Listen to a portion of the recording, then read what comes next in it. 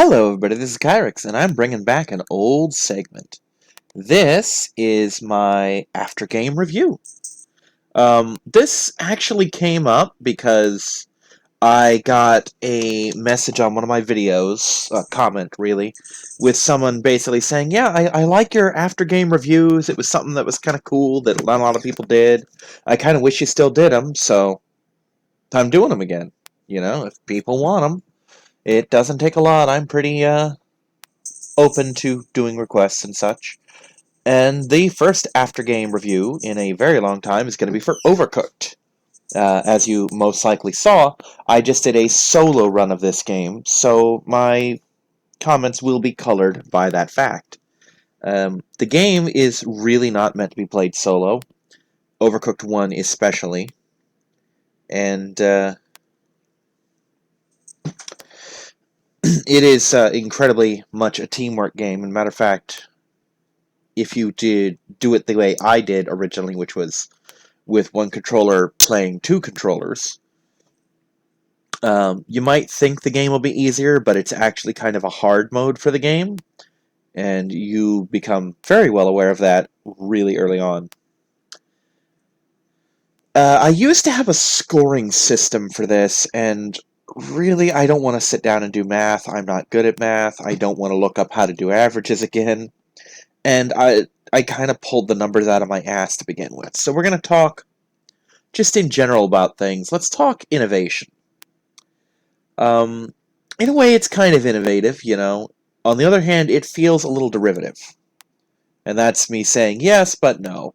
It's innovative in that, for me at least, I haven't seen a lot of games like this on a console. I personally played it on the PlayStation 4, though I do have access to it for the Switch as well, and have multiple times almost talked myself into buying it. But for the time being, there's no reason to. The cooking aspect, the teamwork, very fun. The teamwork is a lot of fun if you can get someone you can cooperate with. It has to be truly nightmarish to play this online with someone, Overcooked 2 anyway, because there's really no way to coordinate, you know? Like, when I'm playing this with my friend, we can just sit there and say, okay, do this, okay, do this, you know? Oh, I need more of this. But when you don't have that kind of thing, it gets stupid quickly. You know what I mean? Just really, really quickly. And why I say it's derivative is because it feels very, very, very much like a mobile game. Like the kind of game you'd play on a cell phone. To the point where when I got this for free, Overcooked 1, as one of my PlayStation Plus games, I paid it absolutely no mind. I basically told myself, okay, I'm going to get this for the sake of getting it, because you never know, someday down the line, I might want to play it, or maybe someone else will, and they can play it on my account while they're at my house kind of thing. I'm making a point, no matter how much I don't think I want a game, to get the game while it's free, because then I have it forever, and it turned out to be a good idea in the case of Overcooked, and this is exactly why I do that. Because I was watching all these videos of people playing Overcooked 2, and I'm like, oh my god, this looks so fun. I wish I owned this game. And I was looking it up, and I one day was just scrolling through my PS4 games, because you could do that, and I saw Overcooked, and I'm like, no. Sure enough, I owned it. And it turns out I had access to Overcooked 2 via PlayStation Plus. No, PlayStation Now. So between those two paid services, I have this game for free and the sequel, which will be the next video I do, like, as soon as I hang up from this one. And when I first got the game, I got it because I get every game, but I'm looking at it and I'm like, this is a fucking mobile game. Why would I want to play a mobile game like this on a console? If I want to play a mobile game, I'll do it on my phone, and this looks stupid. And it looks like it would be a mobile style game where you go to the map and you gotta do stuff. Like you could easily play this on the mobile, like go over and tap to chop, push a button to run to this spot, put the item down, etc. Very easily could be a mobile game. I mean, there's nothing to it at all. But it's console, and it is so much more fun than it looks. And one of the things that kill mobile games is the whole timed aspect. Like, oh, I have to wait 20 minutes before I can play this level again, kind of thing. Which honestly would kill this game. You know, I would quickly grow bored not being able to advance through it. This game is one of those that, quite obviously, is meant to be played multiplayer-wise. And if you have a huge group of friends, like if you have 4 people, the game's gonna get nuts. Like, some levels you look at them and they're gonna get so easy, and some of them are gonna be hard as shit. Like, one level on Overcooked 1, I believe? No, it was 2. One level on Overcooked 2 that a friend of mine and I played, where you have one guy on one side, one on the other, and you're doing steamed buns. Like, I can do fish that you fry up, or I can do steamed meat buns kind of thing. And I was on the side with the mixer and the chopper. And my friend was on the side with the steamer and the frying pan and the dishes that go out, and all I had to do was wash dishes. So he would throw me a bunch of batter and then start chopping fish, or start handing me like fish and stuff, and I would prep all the stuff and I just leave it on the counter and he'd cook it and run the plates out and all this stuff. And he's going nuts and I'm having just the time of my life. I can see him panicking. He's like, "Oh my god, this level sucks." I'm like, "Dude, I'm having a fun time, you know?" Because I had so much downtime that I was able to chop meat fully, so that as soon as he got my bowl back, I just set it up and the next one's going, and then I put it on the thing and wait for him. Maybe I'll do some dishes kind of thing. If we had a third person, I think it would default to my side, they could gather all the ingredients while I do the chopping and stuff and do the dishes.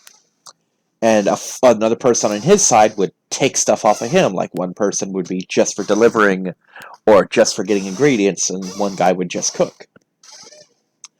And then there are levels that just get stupid, like one of the ones in Overcooked 1.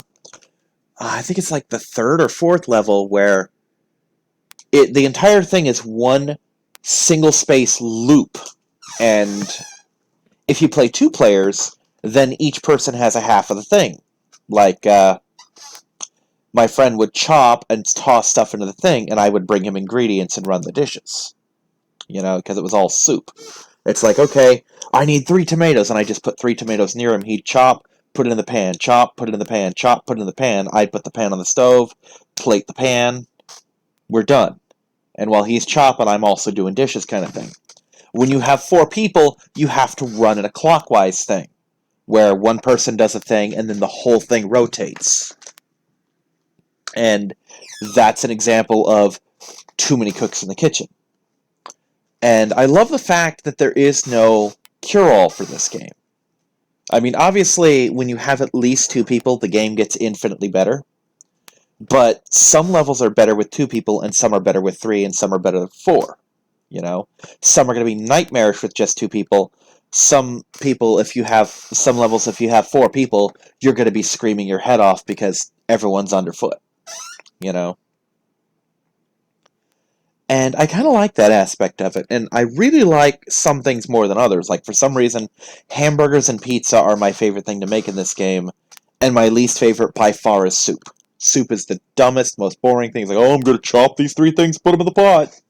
You know? Whereas the hamburger, there's so much variety to it. Like, oh, I'm going to have onion soup. I'm going to have tomato soup. I'm going to have mushroom soup. I could have a hamburger. I could have a hamburger with lettuce. I could have a hamburger with lettuce and tomato. And then Overcooked 2, spoilers, throws cheese into the mix, and then it gets really fun. You know? And half the fun of the burgers is the fact that you can just template burgers. I can set it up so that I've got like 5 burgers, and then it's just like, okay, I need these toppings. Put the topping, plate it, toss it, you know? Ditto for pizzas. Every single step of the pizza is dough, cheese, tomato. Maybe that's enough. Maybe I need sausage. Maybe I need mushrooms. That kind of thing. So I obviously have the game for free. Well, $9.99 a month, but you know what I mean. Like, Overcooked 1, as long as I have PlayStation Plus, is mine. Overcooked 2, as long as I have PlayStation Now, is mine. So I didn't have to pay for the games directly. But would I recommend these games? And that is answered entirely by how many friends do you have. How easily can your friends get over to visit you? How many controllers do you have, kind of thing. If you're like me and you don't see your friends very often, it might not be your best game. Like, I want so badly right now to play Overcooked, but I'm not going to because I pretty much hit the wall of as good as I'm going to get in these levels. So I gotta wait till Tuesday when I go to visit my friend, and he told me I'm gonna drop my wife off, I'm gonna pick you up, get your PlayStation ready, we're gonna play some Overcooked. You know, that's just gonna be our day. So if you've got a friend, 2 friends, 3 friends, if you've got a sibling that you game with, if you've got lots of controllers, absolutely buy this game. You will drive each other nuts. You will have so much fun. I think it's going for about $20 right now, which isn't a horrible price. I personally would wait till it goes on sale, where you can get it for like 10 or 11 kind of thing. Overcooked 2 is a much better value for that, because this one, you don't have as many chefs, you don't have a throw button. There's like 2 DLC, one of which is free right now, but there's no kind of online thing, etc. It's fun. It's fucking challenging.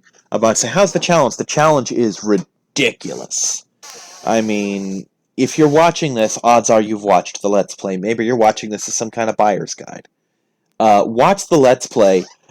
A good example of the difficulty is how many times I'm silent through the playthrough. There are times where I don't say anything for like 3 minutes because I'm in solid concentration mode. 3 minutes is an overstatement. The maps are minutes long. I'll sit there for like 20 seconds of just dead air where all you can do is hear me breathing, maybe. And that's because the game is challenging, and that was me bumping my mic because I'm gesticulating and I forgot where the mic was. Because you gotta focus. There's some levels that are just dead-ass easy, like the first levels, obviously. Like, oh, I'm gonna make the salad for the meatball creature, you know? But there are levels, especially late in the game, that get so fun. One of my favorites near the end, it's one of the 6 levels, I believe. It's out in space, where you have this rotating ring, and there's like 4 sections of it. One is your dishes and your meal out thing, and you've got like soup ingredients, you've got burger ingredients, and you're just rotating it constantly, prepping stuff. Another one, also, the space levels in general are just fun. Another one of the space levels has it where you gotta stand on the door to let the person on the other side in to the ingredients, and then they have to stand on the door to let you in to get the prep tools, and so on. So you gotta deal with your placement all the time to get your stuff, and that's one of those that's easier with 4 people, because you could have someone whose sole job it is to sit in that room and prep shit, and you just let them out every now and then to bring the ingredients out, you know? So if you have 3 or 4 people and that's how it lines up, you're golden. But my favorite level by far is the final level, where you have to cook everything you've learned, except burritos. But yeah, it's the pop quiz on, you've got 15 minutes, make everything. And in this particular case, I think I did it with like 2 minutes to spare. And it was so much fun. I had a lot of fun with that level. There was so much going on. There was just enough variety to keep me on my toes, but not so difficult that I fucking rage quit. And there are some levels you want to rage quit. Like, if I never play the haunted levels again, I'm happy. You know, I don't ever want to do those levels again. I'm going to do them with my friend, but I don't want to do them. Although I think the haunted levels are actually an Overcooked 2 thing. That's the problem, is there's a lot of overlap in my head between the 2 games. But, so to reiterate, game's a lot of fun. The more people you have, the more fun it gets, partly because the more crazy it gets. Hard as balls, especially if you want to 3-star everything.